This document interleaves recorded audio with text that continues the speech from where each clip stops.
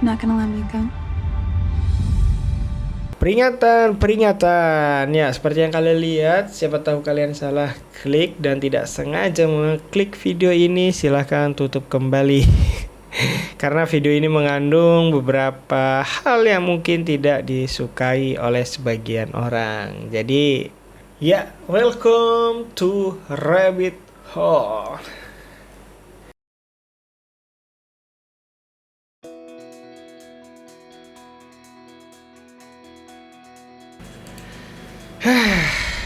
Ya, gua baru aja beres nonton Doom Yuri lainnya.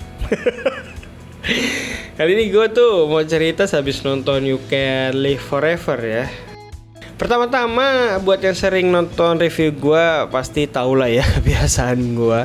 Gue tuh jarang banget nonton film baca sinopsisnya dulu, apalagi nonton trailernya. Soalnya kalau gitu gue tuh bisa langsung menebak hampir keseluruhan isi filmnya, jadi nggak seru gitu.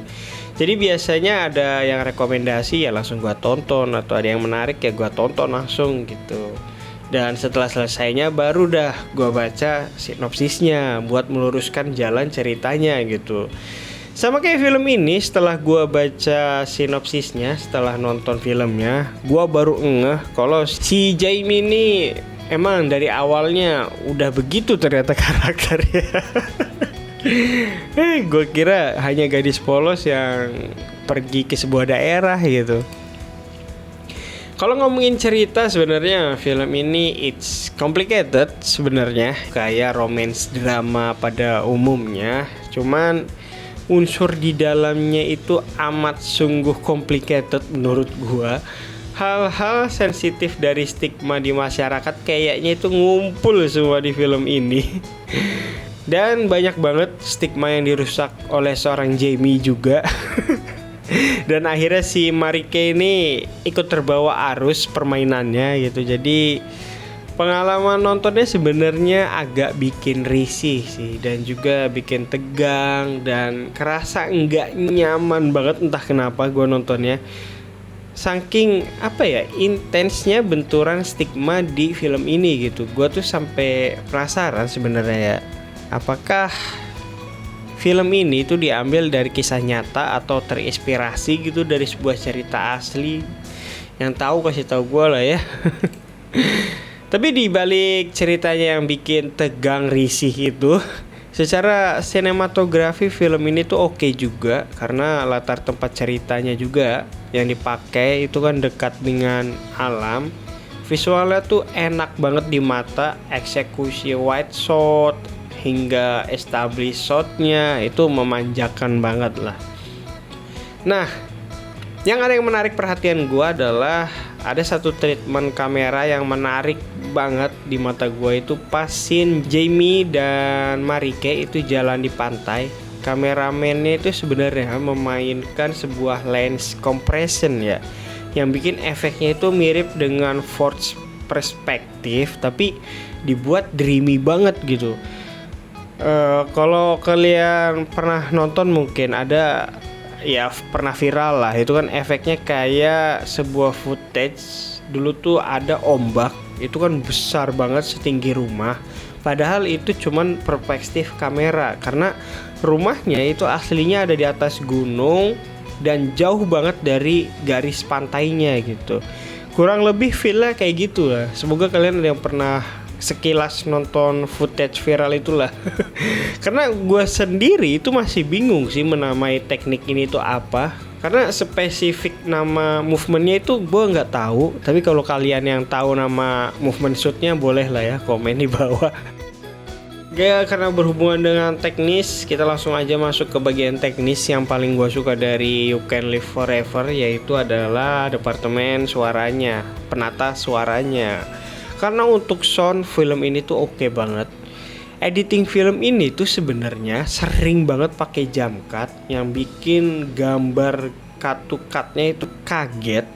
Karena perpindahan waktu dan lokasinya itu secara visual itu jauh banget. Jump cutnya itu jadi kayak kerasa montage, padahal aslinya ini tuh masuk ke dalam sebuah sequence.